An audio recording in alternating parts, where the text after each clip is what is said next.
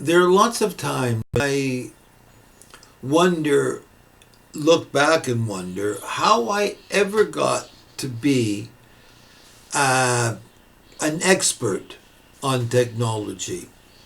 I'm not a technologist by background. I'm not educated in those things. But people, my students often ask me, how did I get so involved and come to know so much about technology? And it occurred to me that maybe some of you would find it not only interesting, but instructive. So, my first experience with technology, with computers, and we'll talk about what technology is another time, but with computers, occurred when I was in a master's program at McMaster University. In those days, way back when, I hate to say how long ago, in those days, McMaster University had a mainframe computer. That's what they were called in those days. These big rooms with lots of machines and round tapes that spun around, and computers were busy making calculations. We knew they were computers. We knew that what they were doing, but Lord knows how we figured out what it was. But I was in a graduate program, and there were people who were doing their research collecting data. They would do a survey or they would have a questionnaire and collect data, and that data was being analyzed. By this time, scientists has already begun to realize that the computer could be used to do data analysis in a much faster way than any human could, because of the work that had been done on computer technology before and after the Second World War. We're talking now about 1968, 69, thereabouts. So I was involved in a graduate program at McMaster University, and the mainframe that McMaster had was a CDC 6400. In those days, CDC was a very large company that specialized in computer technology. And it was the mainframe, the actual computer, was located on the other side of the campus at McMaster. It was actually located where the nuclear reactor was. I was an art student.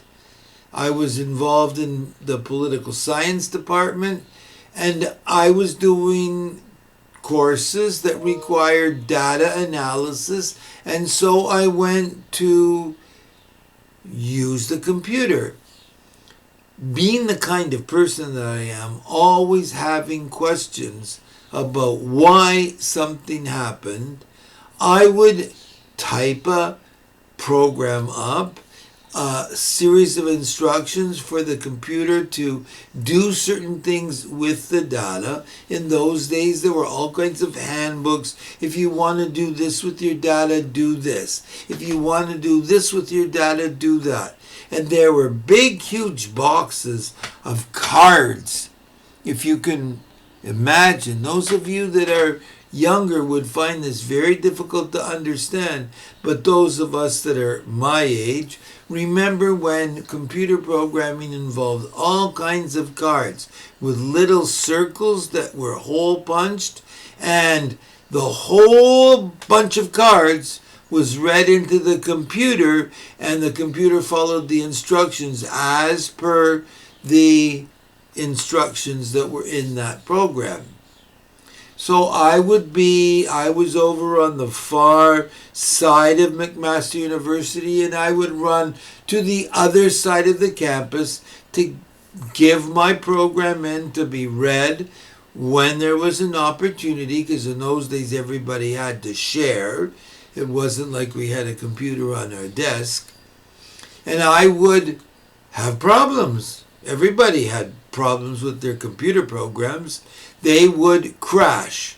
It could be a mistake in the way we punched the cards. It could be a mistake in the coding, whatever it was. But I was stubborn. Every time I had a problem, you would get a printout of what the program said, and I would be able to diagnose on my own, or I could ask somebody. There was a little woman, literally a very small, short female scientist who was from the math department who helped social scientists debug their computer programs. And I would ask, why did this happen? Why did that happen? What do I need to do to make it not happen again? Because I got lazy. I didn't want to have to run across campus in the wintertime to get all this information only to have it crash on me. So little by little, I learned how to debug programs. So well, in fact, that I was helping other students that I was working with in the political science department. They would come to me and ask me for guidance on what to do with their programs. Then a new professor came to McMaster University, to the political science department, and he had done research on community engagement and political involvement in the democratic process in countries outside of Canada, and he'd brought his data to McMaster and took up residence as a professor, and we became friends, and I became his research assistant, and I rewrote his data so that he could compare what he got from one community with what he got from another community. I don't know how I managed to do it, but I figured it out, and because I'm logical. There's a part of me that makes sure that everything has to line up. Some would say to get all their ducks in a row. So I rewrote his data so that he could run programs on the information he had gathered and get data on his research. He had a Canada Council grant for $50,000. In those days, that was a huge amount of money. So then Dr. Agar, that was his name, he'd come from Eugene, Oregon. I became his research assistant. And he helped me get my master's degree because of everything I had done for him to help him complete his project for Canada Council. I had a decision to make at the end of that year, though. I had already applied to go overseas with CUSO, Canadian University Students Overseas. And I was committed to go. That was the equivalent of the American, what do they call it? Now I'm having a senior moment. Young people working overseas. The Peace Corps. That was the equivalent of the Peace Corps.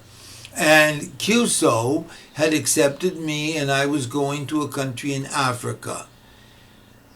But then I decided, and then I had to decide whether I wanted to go on with CUSO or whether I wanted to get a degree in computer science.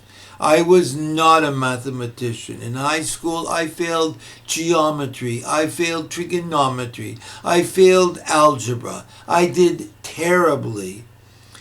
There were other reasons for it when I look back, but at the time, I did not see myself as being able to succeed. And in those days, computer science was very much math-based. So even though I was supposed to go to a CUSO, I ended up going back to Israel to work on a PhD in political sociology.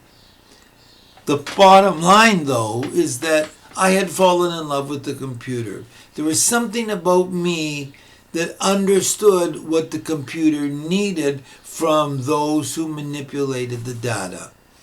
And I put that aside because then I went to Israel, I dropped out of a PhD program, I came back, and I got into teaching. But then, after about 10 years in classrooms, computers started to appear in elementary schools. They had been in the secondary schools for a while because the secondary teachers had been using computer technology, or as it was sometimes called, information and computer technology. Secondary teachers had been using it in the math program.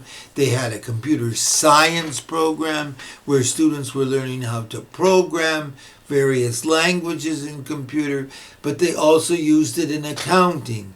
And then little by little, they began to appear in the elementary schools. I was in heaven. I went back to the computer and everything that I had learned clicked. And after that, little by little, I became an expert in how computers could help teachers in the classrooms. And before I end, because I'll save the next part of the story for another video cast. Before I end, I want to point out that technology is a tool. The pen is a tool. The art brush is a tool. The paintbrush is a tool. The ruler is a tool. All of those are technologies that man invented to help make his life easier in one way or another. The computer, for a long time, most people didn't see it this way, but the computer is just a tool. It's got a mind of its own. We all know that. There are things we have to be careful of, but we decide what the computer does or doesn't do. Just the same way we decide which kind of a paintbrush we use, which kind of a chalk we use in the classroom, whether we use a hard or soft pencil, all those kinds of things. We determine what the computer is used for.